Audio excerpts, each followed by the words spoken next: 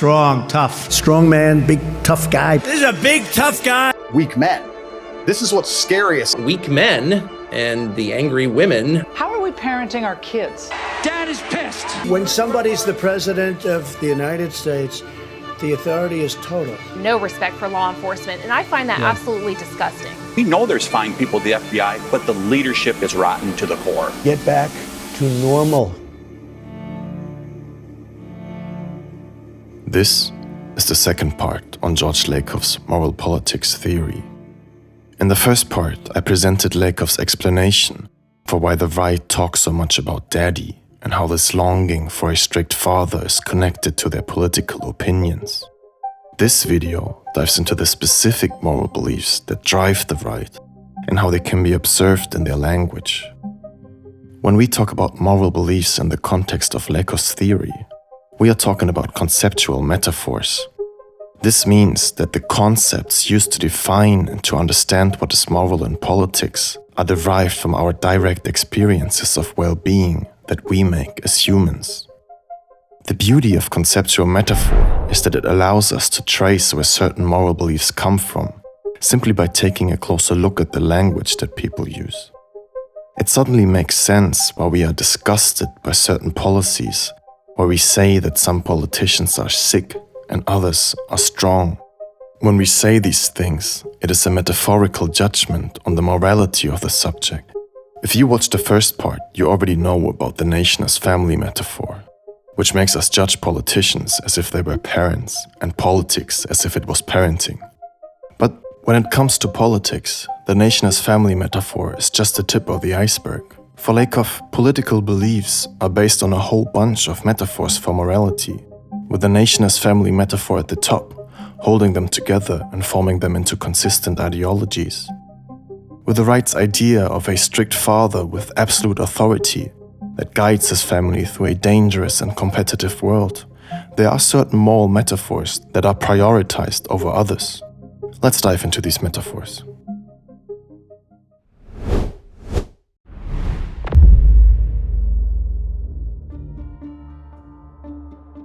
A very, very powerful guy, big, strong guy. He's big, he's strong. A couple of big, strong guys.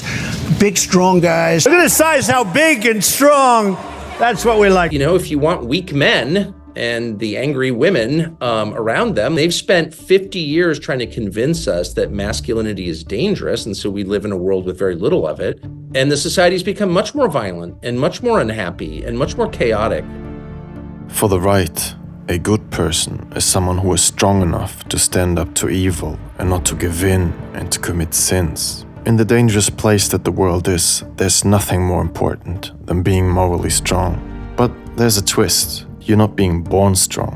Moral strength must be built, just like physical strength. And when it comes to that, no pain, no gain is the slogan. That's why the punishing strict father and the punishing government are so important. They put the pain into the gain to make you a morally good person. And ideally, once you've grown up, you have learned to self-discipline and to deny yourself whatever might feel good, but could weaken you and make you give in to evil. Here's a quote from Lakoff about the reasoning behind the strength metaphor. A morally weak person is likely to fall, to give in to evil, to perform immoral acts, and thus to become part of the forces of evil.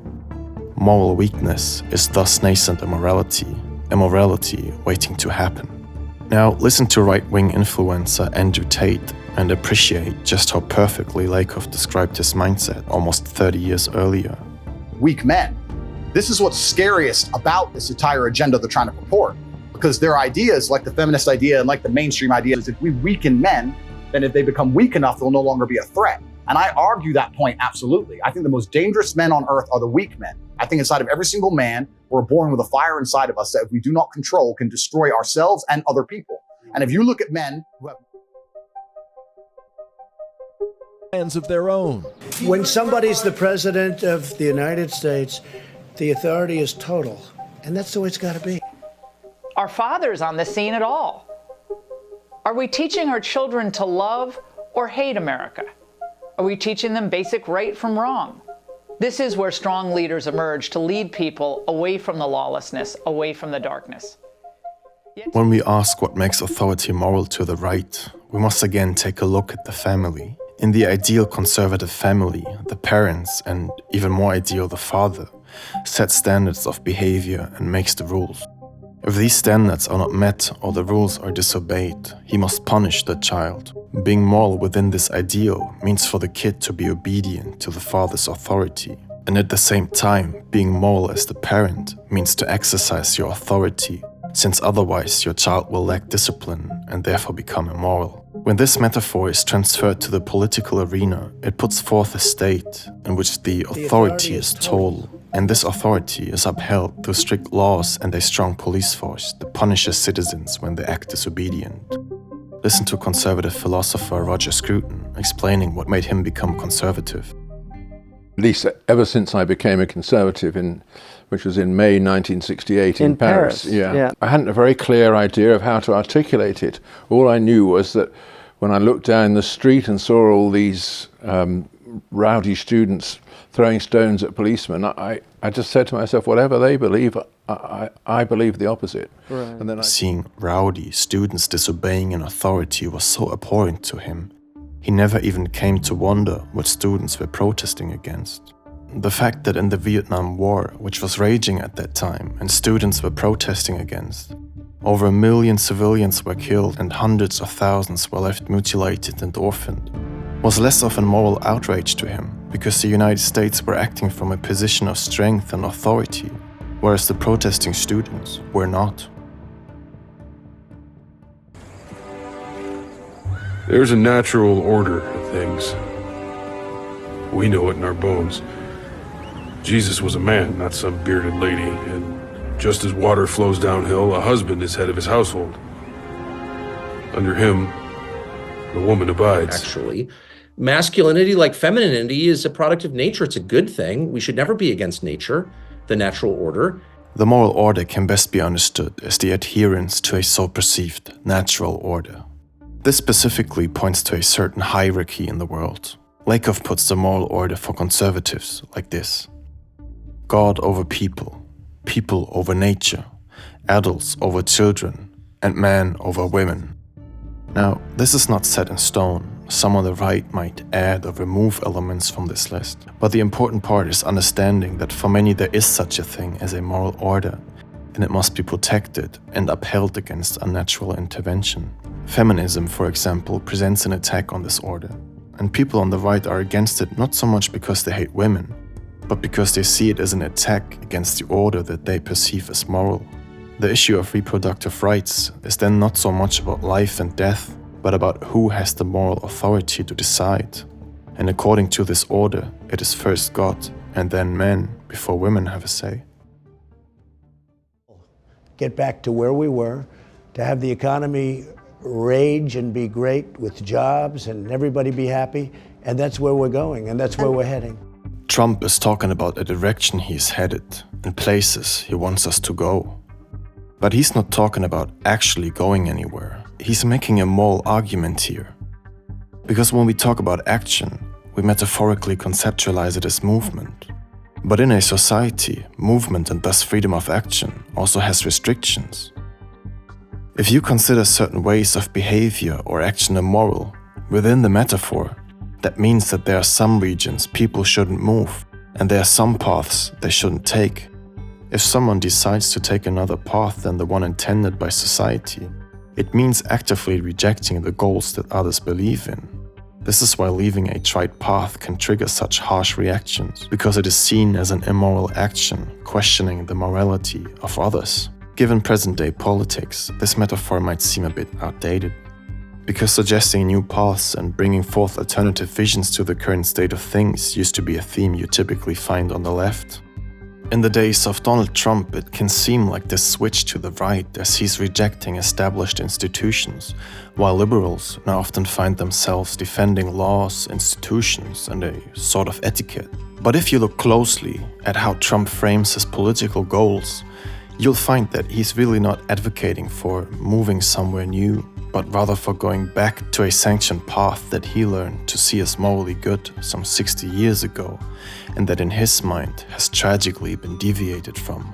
Nonetheless, while this remains a conservative metaphor at heart, You will find it increasingly on both sides of the political spectrum. It's misleading for him to say, oh, you know, the fine people of the FBI. We know there's fine people of the FBI, but the leadership is rotten to the core. And I think it was a pathetic decision by senior management that apparently has a spine made of jelly at NBC. Essence is best described as character. Knowing someone's character allows us to predict how he or she will act. And when we describe someone's character, we often use metaphorical objects and substances. Someone can have a heart of gold, an iron will, or a spine made of jelly. For conservatives, assessing such character traits can be somewhat terminal. When you see someone who has committed a crime as rotten to the core, there's not really much of a point in a rehabilitation program. You should lock them away for life, or as Trump said it. You know, in the old days, bing, bong. Maybe you've come across pictures like these on the internet, where people complain about the horrors of non-uniformity. This is essentially what moral wholeness is about. We love things to be uniform, and we love things to be whole. We don't like it when parts are missing. They should have a solid foundation, hold together, and be strong and able to resist pressure. Now, people on all sides of the political spectrum can agree on that. But you hear the right talk about decay, tearing, destruction, and degenerates quite a bit more. On top of that, the metaphor of wholeness also implies a fear of change and progress, because changing something always bears the risk of making it less stable. This all makes a lot of sense in the physical world, but in politics, it is usually used for describing non-physical entities. So when they talk about something like the decay of the country, they exploit people's evolutionary thriving for physical wholeness, while talking about things that don't even exist in the physical world. Their misdemeanor charges, they're being released, and they have no respect for law enforcement, and I find that absolutely disgusting. You could hear a strong moral authority argument in there. But if you listen closely, there was another metaphor as well. She didn't say that the fact that protesters don't obey the government's authority is immoral. Instead, she said it's disgusting. This is because the right often conceptualizes morality as purity and cleanliness, while conceptualizing immorality as impurity and dirtiness. Politicians claim to be cleaning up towns and draining swamps while they call their enemies dirty and filthy. It has implications to think and talk like this. Because impurities can spread and ruin things. A dead fly can ruin a whole soup, and a small piece of dirt can infect a wound. Thus, impurities must be removed. When people start talking about minorities or protesters as filth and dirt, the course of action becomes clear.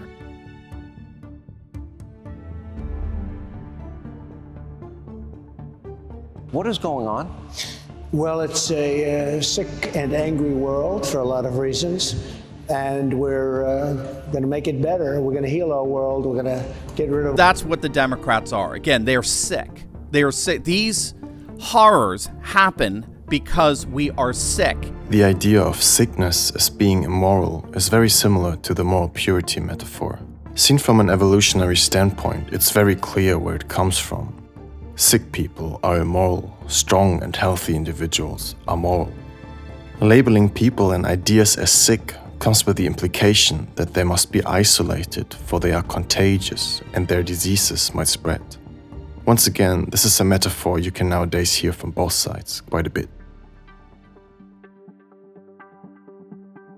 The metaphor of self-interest transforms the ideas of strength and discipline into a singular concept that allows people to see an inherent morality in a capitalist society. The reasoning behind it goes like this. We typically see wealth and well-being as analogous. Since well-being is what morality is based on, everyone should thrive for wealth. In a dangerous and competitive world, wealth is best accumulated through only following your self-interest. And within that world, the logical conclusion is that everyone simply has to follow their self-interest to improve the well-being for everyone. And this even comes with a bonus on top. Since you need strength and self-discipline to follow your interests effectively, and these traits are seen as moral themselves, A society that bases its hierarchy on self-interest is one that is inherently moral and brings those to the top that have acted morally the most and leaves those at the bottom that have acted immoral. This is why people on the right defend the capitalist system and the ultra-rich so vigorously, even if they don't profit from it themselves. Lakoff lists the conservative version of nurturance as a last metaphor for the right. However, since it is quite similar to the one used by the left, I will address it within an upcoming video on the moral beliefs and metaphors of the left. Okay, you now know about the most important moral beliefs and the metaphors that structure the world for the political right. What for? I can only speak for myself, and I believe there are numerous ways of using your knowledge in a constructive way, even if it is only for the joy of knowing a bit more about the world. But what I find makes this theory so valuable is that it allows an alternative perspective on your political opponent, no matter whether you see yourself on the right or the left. Because we are usually pushed into thinking of our contraries as dumb or just evil. This makes it virtually impossible for us to empathize with the other side and to communicate our own values in a way that matters. Because what sense is there in talking to a deeply immoral person? Lakoff's theory can show that someone might in fact not be immoral, but that they have come to learn a very different morality than the one that you yourself have learned, and that they are indeed trying to do their best to be good people on the basis of that morality. This is of course not true for everyone, and understanding doesn't mean to agree, but it is the first step. Whether you want to convince someone, be able to talk to a family member with opposing beliefs, or just find a small answer to the ever-dreading question of why. Thank you for listening. Since I'm a fan of equality and many have requested so under the last video, I will get into the moral beliefs and metaphors of the left in an upcoming video. As always, feel free to insult me and others in the comments below. Bye!